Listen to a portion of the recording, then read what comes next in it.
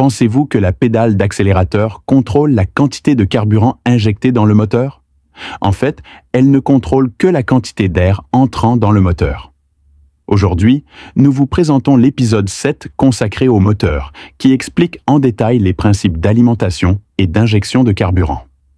Si vous me faites un signe du pouce, je commence. Comme nous l'avons vu dans de nombreuses vidéos précédentes, la combustion du carburant nécessite de l'air, et le rapport air-carburant idéal est de 14,7 kg pour 1 kg de carburant. 14,7 kg d'air pour 1 kg de carburant. S'il y a trop d'air et trop peu de carburant, la température de combustion sera trop élevée, ce qui sollicitera le système de refroidissement du moteur et provoquera la dilatation et la déformation des matériaux métalliques sous l'effet de la chaleur, tout comme les soufflets en fonte. S'il y a trop peu d'air et trop de carburant, la combustion sera incomplète, ce qui entraînera une consommation de carburant et une pollution élevée. Comparé à la quantité d'air entrant dans le moteur, la quantité mesurable de carburant injecté est évidemment plus facile à contrôler. Par conséquent, la stratégie d'injection des premiers moteurs consistait à contrôler la quantité d'air entrant dans le moteur. Le papillon contrôlait la quantité d'air entrant dans le moteur, et la quantité de carburant injecté était ensuite régulée en fonction du débit d'air et du rapport air sur carburant afin d'obtenir une combustion optimale. Le collecteur d'admission du moteur contient une soupape qui contrôle l'air d'admission, également appelé collecteur. Lorsque le papillon est relâché, il se ferme, mais pas complètement. Un petit espace est présent sur sa circonférence pour assurer le flux d'air au ralenti. Les premières pédales d'accélérateur étaient reliées à la queue de soupape par un câble en acier qui contrôlait l'ouverture et la fermeture de la soupape.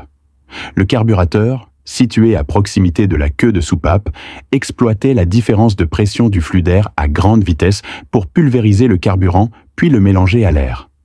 Il était donc dépourvu d'injecteur. Le mélange était pré-mélangé directement dans le collecteur d'admission avant d'être distribué à chaque cylindre. Le carburateur étant un système d'alimentation en carburant purement mécanique, il se caractérise par sa construction très précise et sa réactivité à la pédale d'accélérateur. Sa complexité technique rivalise avec celle de la technologie actuelle d'injection électronique de carburant. Même les véhicules militaires utilisent encore des carburateurs.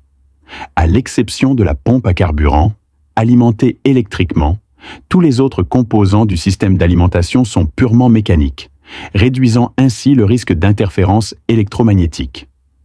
Cependant, cela présente un inconvénient majeur. Le rapport carburant injecté sur air d'admission est fixe et pratiquement immuable. Cependant, en pratique, un mélange plus riche est nécessaire lors des démarrages à froid pour faciliter l'allumage, et encore plus lors des accélérations pour augmenter la puissance. Cela peut nécessiter un rapport air-carburant de 12:1. Ce n'est qu'à basse vitesse ou sur autoroute qu'un mélange relativement pauvre peut être maintenu pour garantir la stabilité du moteur et de faibles émissions, nécessitant parfois un rapport aussi faible que 16:1. Ce résultat est impossible avec les carburateurs. C'est pourquoi les systèmes d'injection électronique de carburant, EFI, ont été développés. Ces systèmes utilisent des capteurs et un calculateur électronique, ECU, pour calculer précisément le rapport de mélange requis pour différentes conditions de fonctionnement. Il est important de souligner qu'il ne s'agit pas d'une question de technologie avancée, mais plutôt d'une stratégie plus adaptée. Les carburateurs bénéficient d'une expertise technique approfondie, et les systèmes d'injection électronique, EFI, se déclinent en deux versions. L'injection dans l'orifice, appelée injection électronique multipoint dans le schéma de configuration, est généralement réservée aux moteurs atmosphériques. L'injection directe, récemment entrée en production de masse, est largement utilisée sur les moteurs atmosphériques et turbocompressés. Commençons par l'injection par collecteur. Elle élimine le carburateur et installe un injecteur directement sur le collecteur d'admission pour chaque cylindre, éliminant ainsi la nécessité d'une alimentation commune en carburant pour les carburateurs. De plus, des capteurs sont ajoutés au collecteur d'admission du moteur pour détecter les données d'admission. L'unité de commande électronique, ECU, analyse et calcule ensuite avec précision le volume d'air d'admission, dirigeant l'injection vers les injecteurs en fonction du rapport air sur carburant et des conditions de fonctionnement du moteur.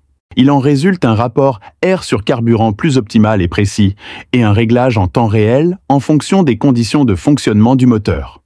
Ainsi, les moteurs actuels sont à la fois puissants et économes en carburant. Plus tard encore, le câble reliant la pédale d'accélérateur au papillon des gaz a été supprimé. Un capteur est désormais monté sur la pédale d'accélérateur, permettant au calculateur de détecter la profondeur d'enfoncement de la pédale et de déterminer la puissance souhaitée. Suite à cette analyse, le calculateur envoie des commandes au papillon des gaz et aux injecteurs. Quelle quantité d'air le papillon des gaz doit-il libérer? Quelle quantité de carburant les injecteurs doivent-ils libérer? Vous ne décidez pas. Le calculateur analyse votre conduite et effectue des calculs. Ce transfert de signal et ce processus de calcul prennent du temps. C'est pourquoi les voitures d'aujourd'hui sont moins réactives qu'autrefois. Avec l'injection directe, l'injecteur est monté dans le collecteur d'admission, où le carburant se mélange à l'air. Cependant, le moteur ne peut pas aspirer tout l'air du collecteur d'admission à chaque admission, laissant une petite quantité de mélange aspirée dans le cylindre suivant. Il en résulte un rapport air-carburant imprécis pour le cylindre suivant, et le cycle se poursuit, entraînant une consommation et une puissance insuffisantes. Et si nous adoptions une approche différente et montions l'injecteur directement dans le cylindre, lui permettant ainsi d'y pulvériser du carburant? Cela permettrait-il un contrôle total de la concentration du mélange? Oui, il s'agit d'injection directe.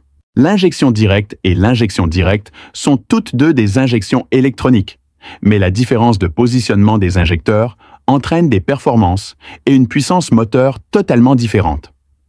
Cependant, en raison de son coût inférieur, l'injection directe reste largement utilisée dans les moteurs atmosphériques. Nous détaillerons les différences de performance dans le prochain numéro. Les prochains numéros seront consacrés au moteur. C'est tout. Pour plus d'actualités et de mises à jour technologiques, restez connectés et n'oubliez pas de vous abonner à notre chaîne Automobile. À bientôt. Prenez soin de vous.